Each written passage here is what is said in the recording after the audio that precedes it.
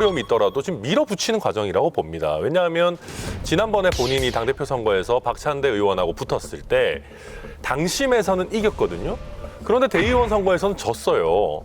그러면 정청래 대표 입장에서는 본인이 졌던 부분에 약점을 보완해야겠다. 그래서 무슨 수를 써서라도 내가 당대표를 다시 한번 연임을 해가지고 당권을 거머쥐고 그러면 총선 공천권을 활용해서 지금 주로 친명 초선들이 많이 있는 자리를 친청래 초선들로 갈아치우고 거기서 당을 장악해가지고 다음 대선으로 가겠다. 이 플랜이 명확하게 서 있는 거예요. 그러니까 대통령 순방 중에 또 당대표가 뭐 분란을 일으킨다 뭐 이런 얘기 나와도 상관없는 겁니다. 나는 당대표 연임을 해야 되니까. 좀 그 길인 거죠. 그러니까 이게 룰을 바꿨을 때 누가 이길 것이냐 이게 사실 중요한 포인트잖아요. 그러니까 정청래, 김민석 붙으면 룰 바꾸면 누가 이길 것이냐 이게 중요한데 저희가 지난번에 정청래, 박찬대 붙었을 때의 룰을 지금 정청래 의원이 대표가 바꾸려고 하는 1대1 룰로 바꿔서 시뮬레이션을 해봤어요. 저희 방에서. 그랬더니 지난번에 박찬대 붙었을 때는 61.7 대 38.3이었는데 이걸 1대1로 바꾸고 나면 66.1 대 33.9로 바뀝니다. 그러니까 5%는 정청래 대표가 더 가져가는 구조이기 때문에 이번에 지방선거를 위해서 최고위원들이 5명 이상 사퇴를 하게 되면 지도체제가 무너지거든요. 그러면 이 생각보다 전당대회가 빨라질 가능성이 있어요. 그러면 정비를 또 빨리 해야 되고 그렇기 때문에 대의원하고 권리당원을 같은 표수로 맞춰놔야 정청래 대표 입장에서는 2년 임기를 안정적으로 이끌어갈 수 있다는 생각을 할 수 있죠. 그러니까 본인 입장에서는 지금 마음이 급할 수밖에 없습니다. 좀 오래 갈 것 같지는 않은 게 왜냐하면 일단 명분을 빼앗겼습니다. 저쪽이. 왜냐하면 1대1로 바꾸자라는 건 누굽니까? 이재명 대표의 대통령의 소신이었거든요. 그다음에 지금 반발하는 게 이른바 친명계 바깥 외곽 조직들 아니겠습니까? 더민주혁신회. 이 사람들도 그 시절엔 해야 된다고 주장을 했거든요. 이제 와서 자기들 말을 갖다 이해관계가 바뀌었다가 뒤바꾼 겁니다. 명분이 안 되니까 이 사람들이 뭘 건드냐면 왜 이번 선거냐.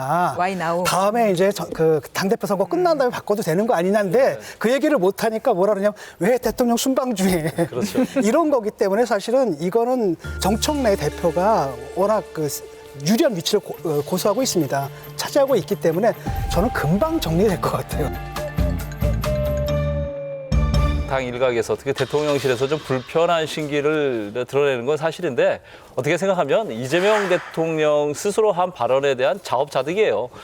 저 권리당원하고 대의원 투표를 1대1로 하자는 게 본인의 발언인 것이고 이걸 이제 정청래 대표가 철저하게 이제 벤치마킹 하는 거 아니에요. 그러니까 뭐 정청래 대표가 방금도 말씀하셨지만 이재명 대통령 외국만 나오면 사고 친다고 얘기를 하는데 이번이 또 그렇게 결과적으로 그렇게 된 거 아니에요. 유엔 총회 갔을 때 조의대 청문회에서 그 난리를 피우고 또 에이펙 때 재판 중지법으로 소동을 피운 거 아니에요. 그때 그래서 나온 얘기가 캐비어를 주는데 알탕 끓여 먹냐 뭐 이런 얘기가 그래서 나온 거 아니에요. 그러니까 대통령실에서는 이번 논란에 대해서도 아주 편한 심기는 아니에요.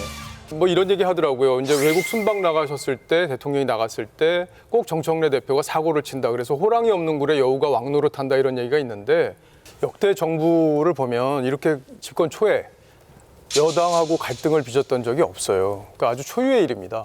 그러니까 정청래 할 얘기는 아니지만 할 얘기는 아니지만 집권 초기에 이준석 대표, 윤석열 대통령. 저도 잠깐 머릿속에 떠올라서 잠깐 지나가고 만 거고 그 이후에 김기현 대표 체제가 들어오면서 대통령하고 궁합이 잘 맞았는데 너무 잘 맞아서 그게 또 문제가 됐었던 경우고요. 이런 경우는 지금 정청래 대표가 사실상 후계 구도까지 보면서 이 지금 플랜을 짜고 있는 거잖아요. 그렇기 때문에 이재명 대통령 입장에서는 이걸 그냥 둘 수가 없는 거고.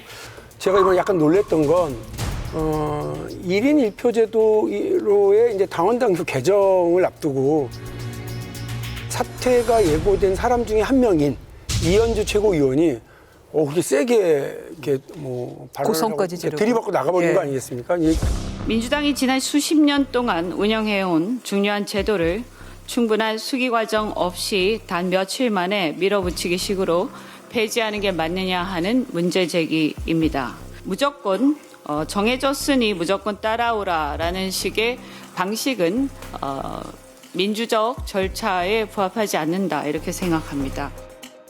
그 모습을 보면서 다들 이거 혹시 그 지도부가 준비하고 있었던 그런 프로그램이 아닌 생방송으로 가고 있나 이런 느낌도 이현주 들죠. 최고위원 얘기가 나와서 그런데 고성을 질렀단 말이에요. 근데 그분이 누구예요? 권력이 누군지를 너무 잘 아시는 분이잖아요. 면전에서 비판하고 나왔다.